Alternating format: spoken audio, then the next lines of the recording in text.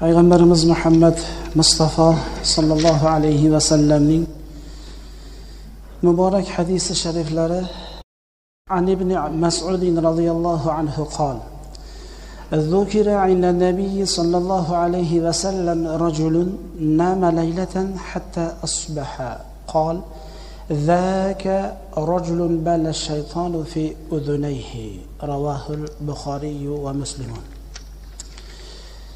Ibn Mas'ud radhiyallohu anhu aytadilar, Payg'ambarimiz sallallohu alayhi va sallamning huzurlarida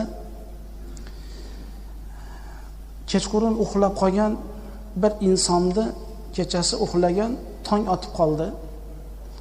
Shu inson haqida zikr qilindi. Falonchi kechasi turmadida uxlab qoldi, tursa sahar bomda to'p qoldi.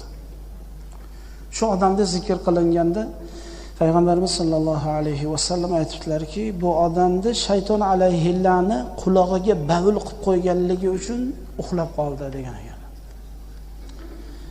Bomdodga turayotgan odamni aytayaptilar dedi. Bomdodga tursa tong otib qopti.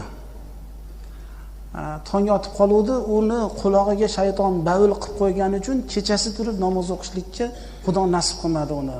Agar shayton bavul qilmaganda u kechasi turib 2 rakat namoz o'qigan bo'lardi, deyaptilar. Endi bomdod o'qimayotgan odamning holi nima bo'lyapti ekan? Bomdodga turmasa nima bo'lyapti ekan? degan savol tug'iladi. إذا أراد الله العبد الصلاة من الليل آتاه ملك فقال له قم فقد أصبحت فصلي واذكر ربك فيأتيه الشيطان.